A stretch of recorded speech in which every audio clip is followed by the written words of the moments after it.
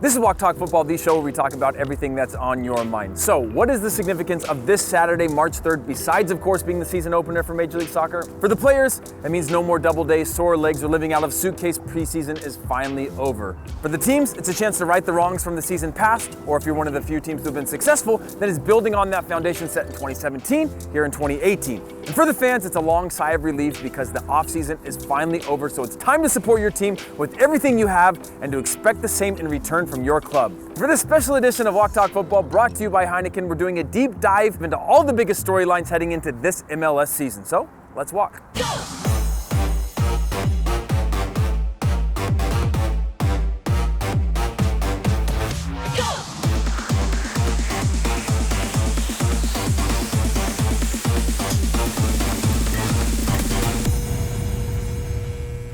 All right, first question from Jonathan, who says, can LAFC have a good first season just like Atlanta United did?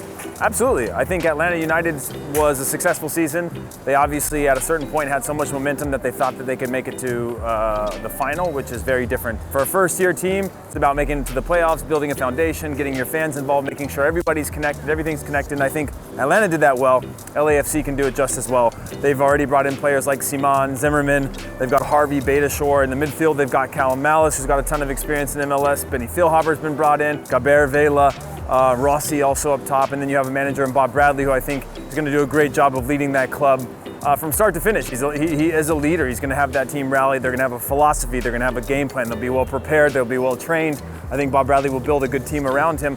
Obviously, the team is lacking a little bit of depth right now, which I think they'll fill in. But I do think that they're capable of having the same type of season that Atlanta had, even though Atlanta ultimately were humbled in the playoffs by an angry Columbus team.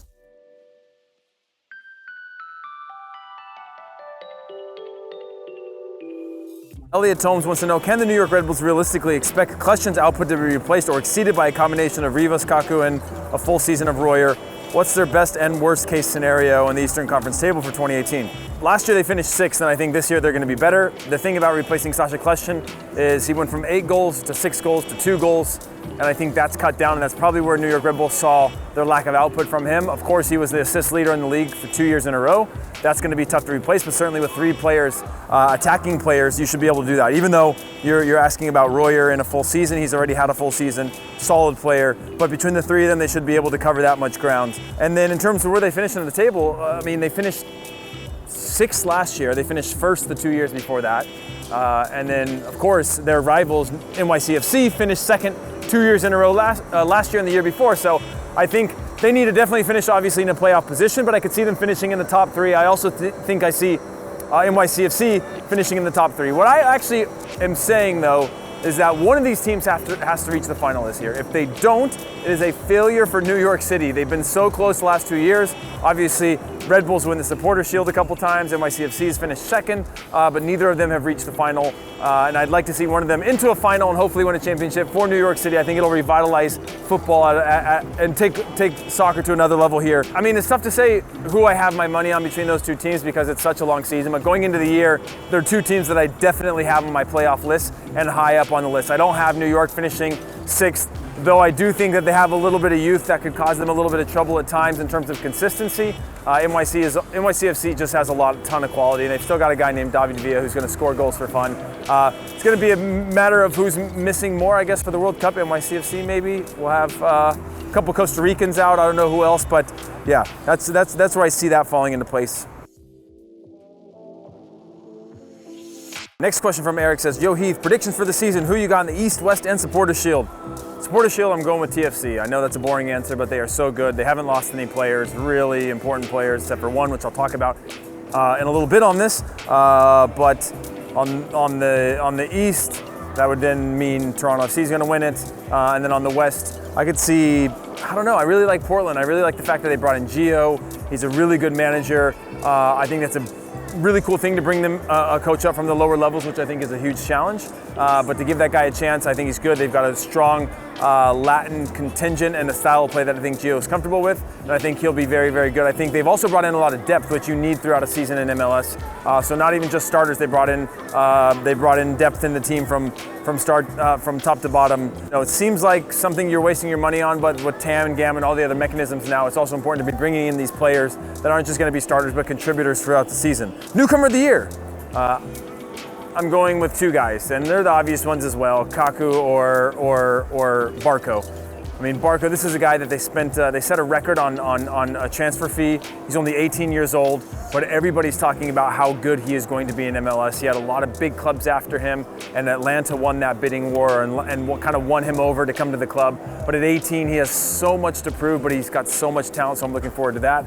And then Kaku as well, another one that nobody knew what was going to happen with him because there was a lot of agent shadiness and stuff going on, but Red Bulls finally got him in, and they're expecting him to do well. He's also versatile. He can play up top or across anywhere in the attack, so I'm excited to see him play as well. COPA90 US has been having some fun with the TFC in Europe debate, but have they been forgotten in the LAFC hype train at full speed? So the answer to that is no. You know, they won the league, they won the Supporters Shield, and they won the Canadian Cup, so definitely not forgotten, but there is the LAFC hype train, that is real. Can they repeat? 100%. I think Toronto FC has the best team. They've only lost one player from their starting 11 in the MLS Cup. That's Beta Short, who was an important player, but now you look at Toronto FC, they're bringing in a lot of players, young players, to fill out their roster, to add more depth to their back line, to the midfield, also up front. And they're good players coming from like La Masia and players around Europe. They're definitely the favorites to repeat again. They've been in the final 2 years, and this year you're talking about the same exact team that's still young enough to compete, so I don't see why they would have any trouble getting back to another final and then actually being the first MLS team to win CONCACAF Champions League. All right, next question from Jorge that says, when will Heath make his MLS comeback? Never.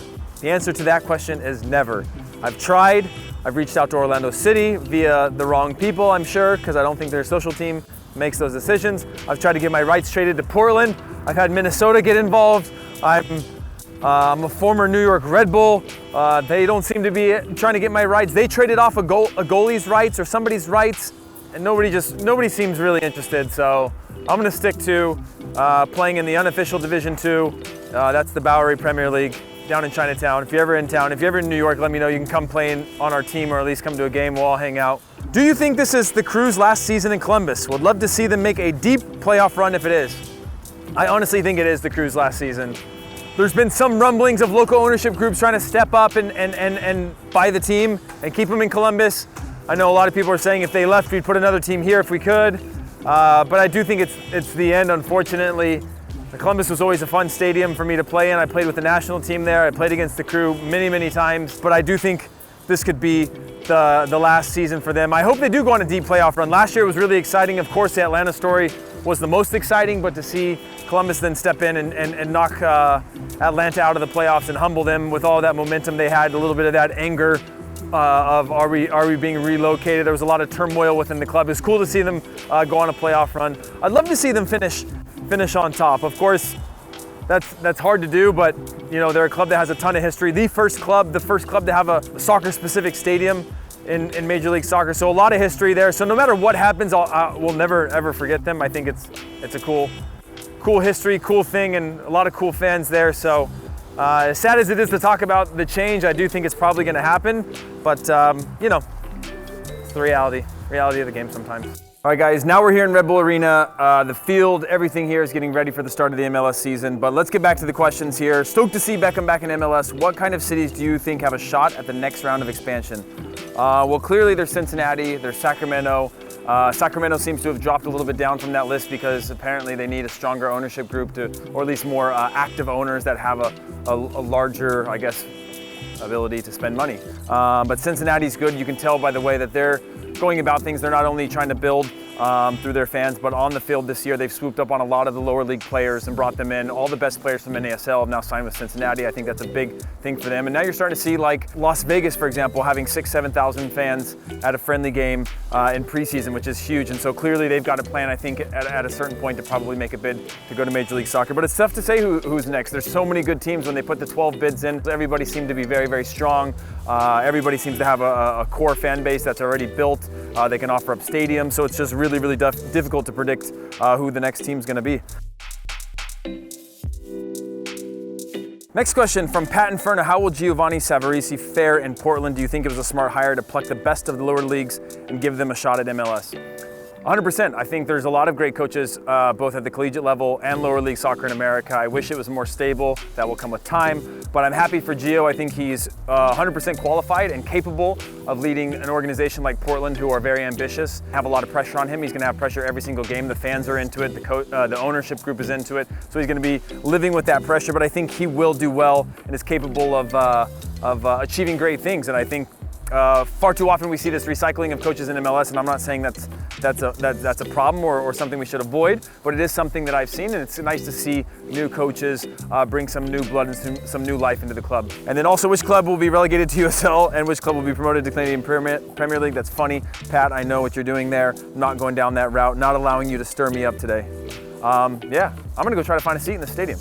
All right, next one is, who do you think is the addition trade of the offseason? I mean, first of all, I think, not to keep giving Atlanta love, they had a great first season, but this season, off season, they've done a great job too, bringing in the right players and the right team. So I think obviously bringing in Darlington Nagbe is a huge asset, and Ezekiel Barco, and then there's also Kaku here at the Red Bulls is going to be a huge addition to the team. So those are the best ones. I've already mentioned that already in this episode, but the dark horse for the signing of this off season. It's tough to say. I mean, Portland have been so good, bringing in not just starters, but depth. I think that, who else have we got here? Atlanta, like I said, have been good. Orlando, I think, have been good. Obviously, it sucks sitting in Red Bull Arena thinking about their captain being traded off, but, it's the way things are now, and Red Bulls are moving to a much younger club, as they have been for the last few years. So to see him go, but I think that's a benefit for Orlando, and then Kansas City, I think, have been a strong team. So those are all I guess that's more than one dark horse, but I would say it's tough to say because the dark horse, I don't think there's anybody that's really, really hiding. Maybe LA Galaxy could be the dark horse because they had such a bad year last year. I think they'll do a good job of bouncing back. Hope to see Ziggy Schmidt do well there. What else do we have here? Do you think ATL can go on and win the MLS Cup this year after an amazing first season where they made the playoffs and smashed attendance records like they did last year? I mean, the team is young and it's so good, obviously, with guys like Nagbe, like I said before, Barco, who I think are huge assets to the team. My big worry is where they're going to fall in terms of their back line. You have I think, is it Piñez? Leandro Piñez? Whatever it is, him next to Parkhurst, I think that they don't have a real leader in that back line. I think that's where they could fall short. Obviously, they have an incredible attack with Joseph Martinez, and then obviously with their new 18-year-old stepping in the lineup, Nagbe stepping in the lineup right away. They're going to be incredible. Probably the most dangerous team in the league this year. But if they don't sign a center back, if they don't sign a true center back that I think can lead that back line, not just this year, but for the next years, that's a bruiser, that's physical, that's big, and can control those lines. And don't get me wrong, I think Parkhurst is solid, and I think Piñez or Pires or whatever is solid as well. So, but I do think that that's the one piece that they're missing from winning a championship. I think they'll definitely make the playoffs. They'll be one of the best teams in the East, probably one of the top three.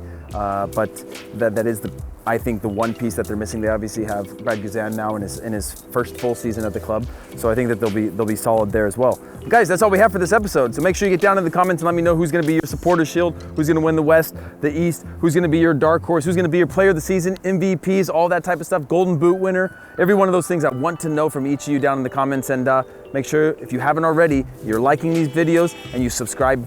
And yeah, can I have my beer now? Bottle opener? Feed me. Hands.